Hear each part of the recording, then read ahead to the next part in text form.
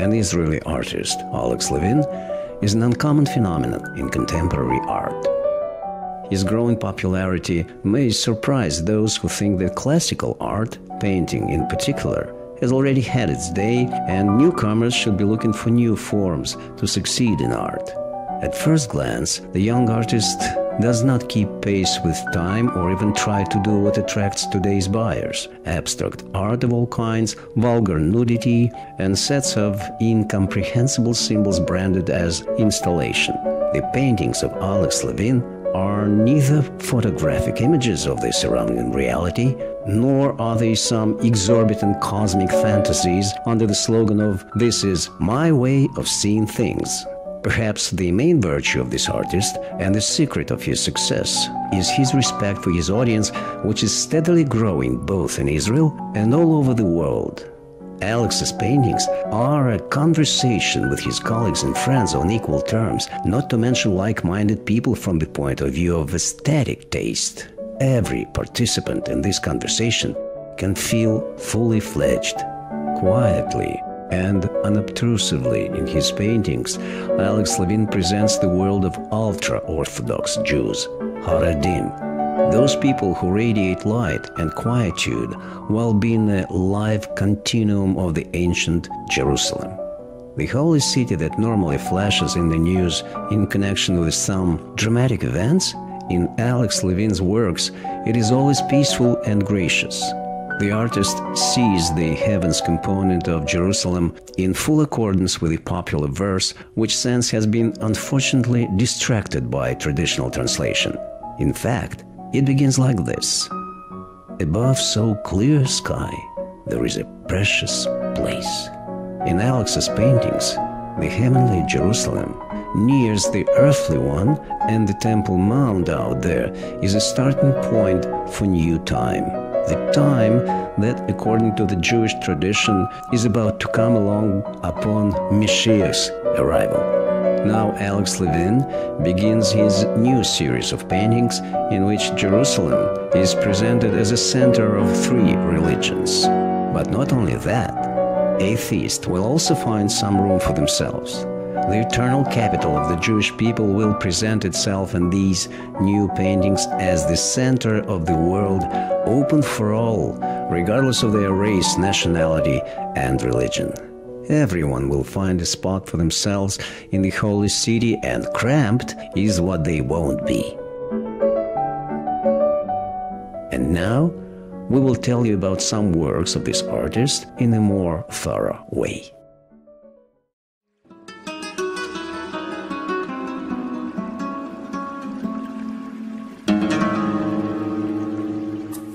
Welcome to Jerusalem. It's not an easy task. To define the genre of the well-known Israeli artist Alex Levin's painting, Welcome to Jerusalem. What is it? Today's Jerusalem, or a Jerusalem of the faraway past? Or what if it is the Jerusalem of the future? Most probably, as one can often see in Alex's works, history gets entangled with the present, reality with dreams of the future, the subject of daily and festive prayers of observant Jews. In the central part of the painting, one can see three men representing three generations. Most probably they are a grandfather, a father, and a son. Perhaps they are Jerusalem residents, but they could be pilgrims or repatriates as well. They could have come here from some Russian Jewish pale. And what if this trio escaped the flames of Holocaust? Or they are simply the shadows of those who unfortunately were unable to save themselves and turned into ashes in the long stretch in Europe so hospitable recently. Clothes worn by people in Alex's paintings are traditional. This is how the Orthodox Jews dressed themselves in Eastern Europe 200 and 300 years ago. This is how they look like today in Bnei Brak and Jerusalem's quarter of Mea Shearim. Jerusalem on this canvas by Alex Levin never leaves the walls of the old city. You can't see any new housing, asphalt, and here there is no room for tension and anxiety. But the clouds running above the city are illuminated by the pre-dawn of the sun.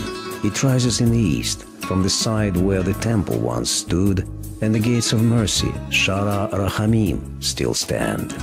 Many centuries ago, the Islamic rulers of the sacred city ordered to block these gates with stones to prevent the Jewish Messiah from coming, but how could such an obstacle stop him? Most probably, the light in the horizon is nothing but the new third temple, and it is the final destination point for the people on the painting. They walk in expectation of the one who will restore the temple and bring all the Jews back to the sacred land. And finally, the most audacious supposition. One of the two men on the painting is Messiah himself. That is why the painting is called Welcome to Jerusalem, because it is he who is invited to the sacred city by the canvas's author.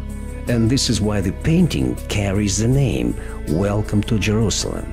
However, in case our suppositions are not true, and Messiah has not approached the Jerusalem's walls so far, don't get frustrated. Each and every one of us can come to the sacred city and see it the way it is on the Alex Levin's paintings. All it takes is a wish. Kohanim. Birkat Kohanim is dedicated to an event one can observe in the Old City by the Western Wall just twice a year, in the days of Passover and Sukkot, in spring and fall. That is when the descendants of Kohanim from entire Israel and the rest of the world come down to the most sacred place of the Jewish people. They praise all who came to Jerusalem on that day in accordance with a ceremony established many years ago. The square in front of the Western Wall, as one can see it on this painting by Alex Levin, is filled up with people in white prayer shawls, talits. White clothing of Kohanim and other males who came in for blessing are in contrast with colorful apparel of women occupying the southern sector near the wall. From the former and future temple, they are separated by a really little space, still insurmountable. But the spot where the temple used to stand on is already free. All it takes is climbing up, not as much physically, but mostly spiritually. People at the wall seem to be a whole mass, and at first glance they are deprived of individuality. But still, in the front, there is a striking person, an Orthodox Jew sitting on the roof of Jerusalem's house with his hands clasping his head. It is hard to say what he is thinking of at this moment. Maybe he's just praying and begging the Lord to bring all the Jews back from exile and restore the temple. Or else he might be scared of Messiah's coming, meaning the sufferings related to his coming. But the most important thing is that the man is above all those who are praying at the wall, and he can see what they can't, even with his eyes shut. Kohanim.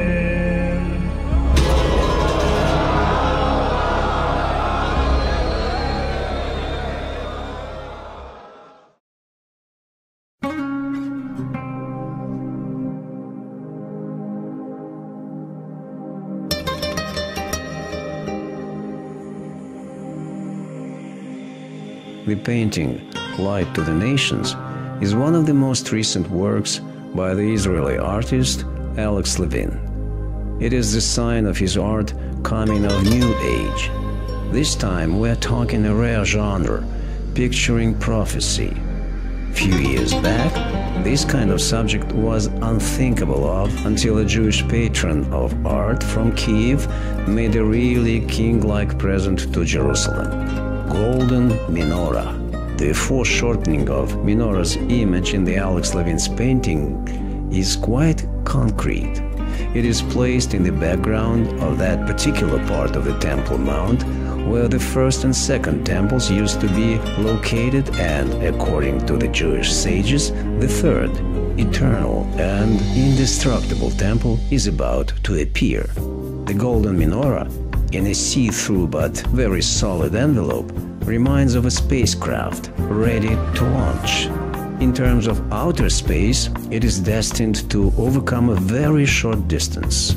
The Temple Mount is so near, but the launch time is not set up yet, despite the fact that the question of when is up to us only. The artist and the generous patron of art with a Jewish soul bring this time nearer with their gift from God and material values. Next to menorah, one can see Orthodox Jews of all ages. A lot depends on them too. They and their predecessors have kept their faith to the holy city through the years, and now they're here again for the traditional morning ceremony of the menorah near the western wall at the Temple Mount. An old man shows a child exactly where there was and will be the new temple, and it is not important for the artist as to what is located there at this moment. On the Alex Levin's painting, the rising sun's beams have not driven away the dawn's semi-darkness yet, but the morning prayer time, Shacharit, has already come. A little later, the prayer will take place not near the Temple Mount, but on it, along the rules not far from menorah, which will definitely take its place. This is what not the Jews only need. The name of the painting, Light to the Nations, is borrowed from Tanakh, the book of Isaiah. This prophet's words about everybody's peace and prosperity upon Mashiach coming, let us beat swords and plowshares, are stamped on the memorial at the entrance to the United Building in New York. But for this prophecy to come true, the light of the golden menorah should shine in the third temple in Jerusalem.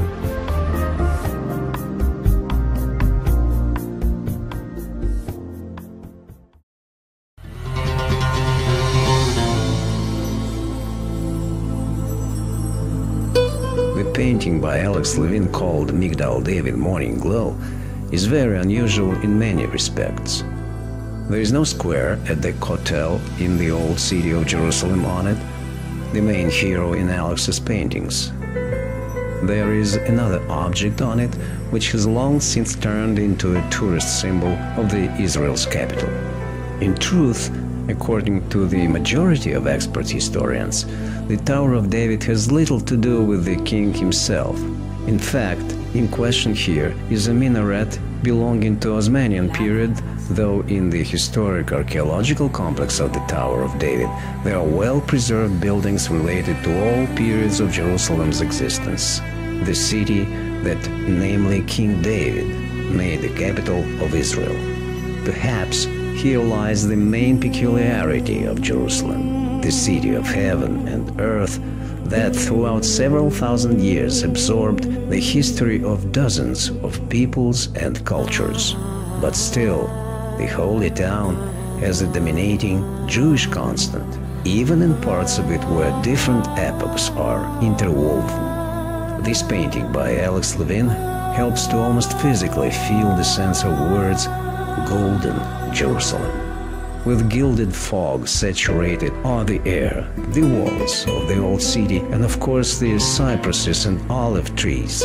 One can see that the sunshine has not broken through the morning clouds yet, but its appearance above the horizon has already notified the Jews of the time for morning prayer, Shacharit.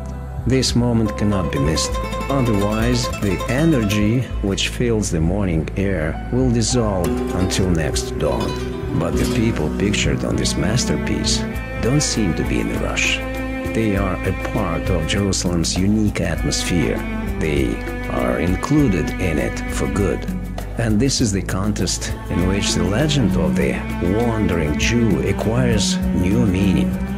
In principle, any correlation in time among this work and other paintings by Alex Levin is pretty conditional.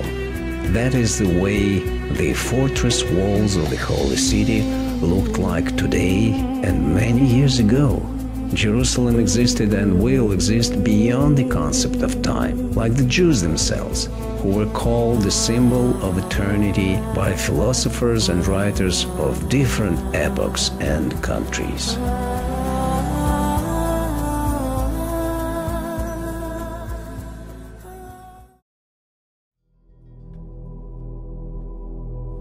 The work by Alex Levin, named To the Light, is very unusual with its genre.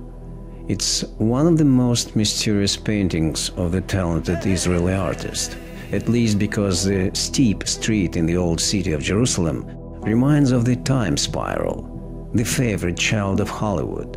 In fact, in those movies, the time spiral usually leads back to the past, whereas in the painting To the Light, it leads to the future. Light and dark, good versus evil.